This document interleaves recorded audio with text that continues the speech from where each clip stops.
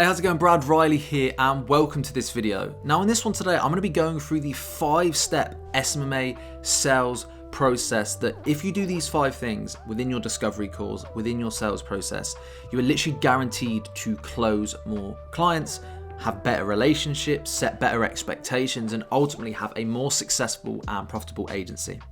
So without further ado, I just want to jump right into it here today. So the first things first, when we're talking about discovery calls, the first thing that is very important that you do at the beginning of every sales call is take control.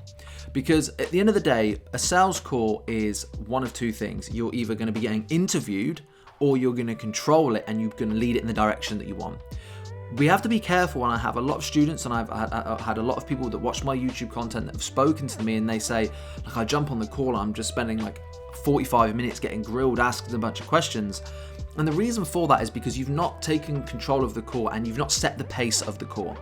So it's very, very minimal, but when you first jump on the call, I've got a couple of rules, okay? First things first, you want to make sure you're the first person to speak, okay? So as soon as they jump into the Zoom call, I would first of all make sure it's your Zoom link, right? Have them booked through your calendar, so you're kind of in control of that. And then you just start off the call and you just say, hey John, welcome. I hope you're doing well. How are you? Okay, so you say the first thing. You build a tiny little bit, have a bit of small talk, but then before you kind of jump into the main nitty gritty of the call, you want to kind of set the pace and you want to control it. So what I would always do is just say, okay, cool, that's awesome. So if you don't mind, John, we'll just jump right into it.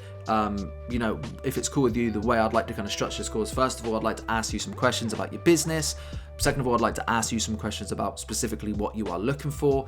And then if I'm, sure I can help, I'll be, give you some insight on how I can help. I'll be happy to answer any questions you have. And at the end of the call, if you think we're a good fit, we can kind of discuss next steps. How does that sound? Boom, you've controlled it, you've set the pace, you've set the expectations, and then from that, it kind of, you can control the call, you control the situation, and then you can control it towards the close, which is really what you want. What you don't want it to do is jump on the call and just be getting interviewed. So step 1 of the 5-step sales process is control, okay? Next up from control is rapport. Rapport, in my opinion, and relationship building is one of the most underrated parts of sales. If you can build a good, strong relationship, have good rapport, show a genuine interest into your prospect, their personal lives and their business, you are going to win tenfold. Showing that you genuinely care is so important. So make sure when you're on there, ask personal questions. Ask how the business has started, how long they've been in there, where are they based, how is the weather, do they have any children, like a bunch of different questions. Dig deep, build rapport. If you can as well, try and find out information about the prospect. And see if you can kind of build any kind of level of rapport, if you've got anything in common. Like, very often if I speak to a person that's based in the UK, I might jump in and say, oh, are you into your sports? Are you a football fan? If so, what team do you support? And you can build a little rapport over that. If you can get some common ground and build a bit of relationship, get the guard down, it's going to be 10 times easier. And also, I'm a strong believer in, not even from a sales perspective, to build really great long-term relationships and increase retention for your customers, having a good, strong relationship with the person is real. I'm not necessarily in the corporate world. I've never worked in the corporate world, but I have friends who do, and they often say it's a very real thing that if an employee gets headhunted by another company, oftentimes they will bring their customers with them to that new company because they kind of say, I go where you go. And why is that? It is because of the person. They don't even know the new service they're going to be getting. They don't know anything. What they know is, I want to work with this person because I really get on with them, I trust them, and I like them, okay? So stage 2 is rapport and relationship. Where possible, try and build common ground, ask questions, but more importantly, show a genuine interest in helping. Some people have got their guard up, some people are straight to business, in which case just trying and build a bunch of rapport then becomes very difficult, okay? But if you can try and find some level of common ground, then, that is a win-win. Next up off the back of that, when you're building this rapport, stage 3 of the sales process is really active listening.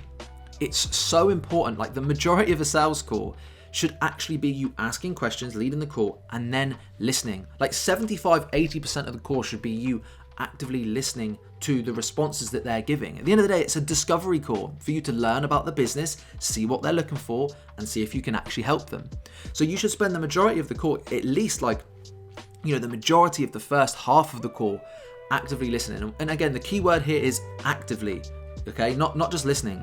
You want to make sure if your prospect's saying things to you on the call, you're like, yeah, okay, I agree, You know, just show that you're there, show that you're actively listening. So you don't want to just jump in, you don't want to butt in, let them talk and actively listen. That is so important for sales, okay? It basically just shows them that you care and that you're genuinely interested. So number 3, actively listen. Number 4, authority. Now this is the part where potentially if you're just starting out, it becomes a little bit more difficult, but especially as you start to build up experience, authority is so important. Now there are a million ways that you can build authority in a call. The first one being showing results, okay? Actually saying, look, I know you're in this business. We actually had a client that had a very similar business to you. This is where they were before. This is where we took them there. This is how we do it. That builds authority. Small things, again, like if you've got really great testimonials and reviews, going through a portfolio, showing the portfolio, and maybe even just dropping kind of like small hints throughout the call. You know, if a prospect speaks to you and says something like, yeah, we really struggled with the last agency, you know, we really struggled, even though we get 100,000 web visitors a month, you know, they weren't running any retargeting ads, which is crazy. You can then jump in and say, I mean, yeah, that's mind blowing. I can't believe they weren't doing that. You know, we set up retargeting campaigns for our clients all of the time. One example is just recently we actually set up a retargeting campaign for one of our clients where we were literally turning £5 into £500 every single day. And by the way, that's actually a real story. We have actually done that for one of our clients, which is just absolutely mind blowing. It was like a 90x return or something crazy like that. But the truth of the matter is that builds authority. It's like, bloody hell, not only do they do the retargeting, which solves a problem that I'm having, but damn, those are the crazy results they get, and they clearly know what they're doing. They're authority, they're a great business, they're a good company. So the next up part of it is to build authority, okay? And if you build authority, they'll have more trust in you, you know, and ultimately they're going to think that you're the person to do the job, which is fantastic and will help massively with the close. And then finally, I speak about this a lot on this channel, but you want to never, ever end a discovery call without some kind of a commitment. Now, look, I don't mean you need to hard sell them and get payment on the call. That is not what I'm saying.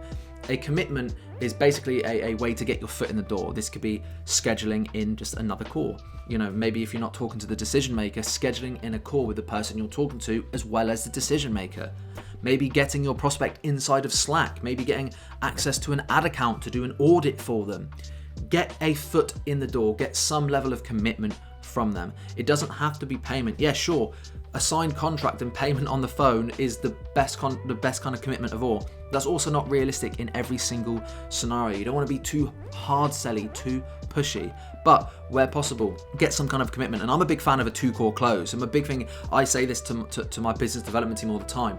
At the very minimum, get a secondary follow-up call booked in. If you can't get anything else, if they want to go away and think about it, whatever it may be, at the bare minimum, get a secondary call booked in. And if they don't show up to that secondary call, they were never interested in the first place. But the truth of the matter is oftentimes that they will. So there we have it. Hope you found a bunch of value in this video. If you are interested in any high level training, maybe you're looking to work with me one-to-one, I actually have a guaranteed results coaching program down below where basically you only pay if you actually have success and we get these clients and results within your agency. So if that's something you're interested in, there'll be some kind of wait list, or you can even apply to join down below depending on availability at this current moment in time. Also my other training products, stuff like that down below if you are interested. But thank you again so much for watching this video. I hope you have a fantastic rest of your day, and I'll see you in the next one.